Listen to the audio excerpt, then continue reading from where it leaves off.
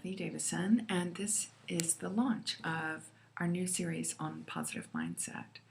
And I wanted to launch this as a public service for people who are really struggling while we are all coping with natural disasters, a pandemic, a giant polarized election series of choices, and many other pressures that have placed strains on even the best relationships, and certainly may weigh heavy on our minds while we try to inform ourselves as best we can to make good choices.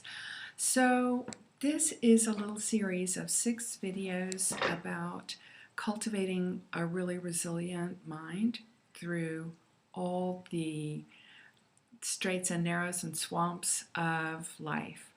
And I want to start by telling you a little bit about myself. Then I'll tell you a little bit about this series and what I'm offering, and we'll talk about resources that are available for you. Okay, so about me. Let's see. I'm a mother of 3 and a grandmother of 2. I grew up in Texas, but have lived large periods of my life in other places. I spent about a decade in the field of science researching mind-body dynamics. That is like the positive side of the stress and health equation, meaning what kinds of attitudes, if stress can make us sick, what can make us well? What can we harness to improve our health? I also did some teaching and writing and stuff like that.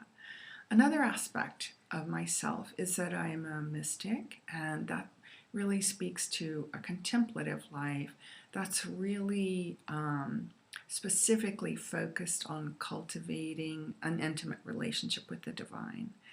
And we have different languages for that. I call it God. I'm very simple. I try to be simple with my words.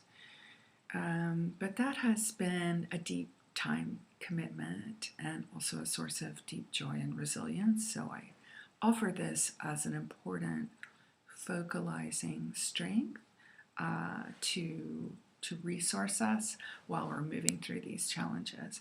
And the third thing about me, fourth thing, besides being a scientist, a mystic, and a mom, is that I really love the arts. I don't know why, but artistic works really speak to me, and sometimes it's not as true today, but sometimes I really felt like I could look at a work of art or hear someone's music and I just knew them inside out. And so I've used the arts in a lot of different ways to facilitate insights and also kind of alchemize troubles or challenges or subconscious themes, bring things to light. So I hope that I can be a compassionate, inspiring, and supportive presence in your life and stimulate in you some opportunities to have a deeper self-understanding, to cultivate compassion for yourself and others, and to raise all boats. You know, they say a rising tide lifts all boats. So let me tell you a little bit about the course. The course consists of 6 modules in which we'll be exploring how do we get the reins around this topic of mind anyway. So the first module will really be about that. What is the mind anyway? What are we talking about? There's so many contemporary discoveries about it that help us understand that there's so much operating intelligence inside our bodies that goes beyond the strict scope of the brain, that we need to be thoughtful when we talk about what it means to have a resilient mind. The second module really deals with what I call the unpositive mind.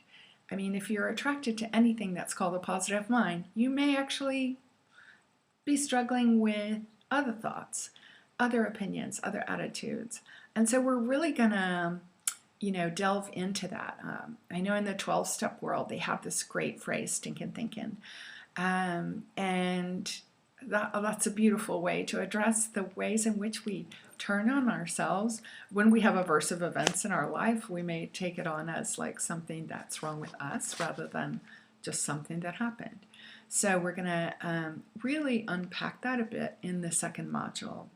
In the third and fourth module, we're going to talk about kind of the two big arenas in which we need to exercise the muscles of our mind. One is coping with stress. Many people report stress today, but stress is actually a unique set of circumstances that challenges you specifically, so we need to talk about that. And then the second big arena is trauma. So we'll be also addressing the long-term effects of trauma and how we can today heal ourselves and heal things so that future generations really don't have to deal with it.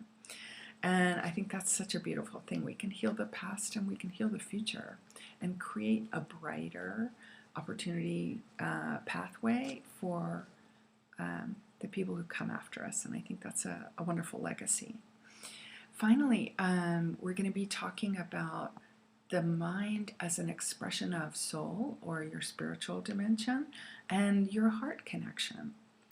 You know, we often joke that the head and the heart don't go together, that love is blind, and that you have to choose between your head and your heart. But wisdom is actually the fusion of head and heart, and it's based on a harvesting of many experiences in life that give us wisdom about the way the world works. So we're going to talk about the heart-mind connection.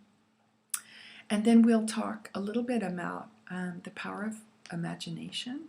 Imagination is our way of reaching beyond the obvious.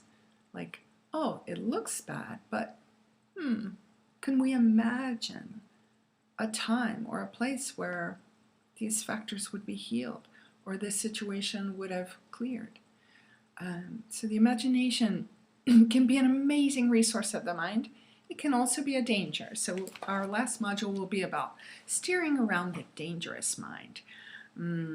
There are specific situations and attitudes that can really set us back and can harm our relationships.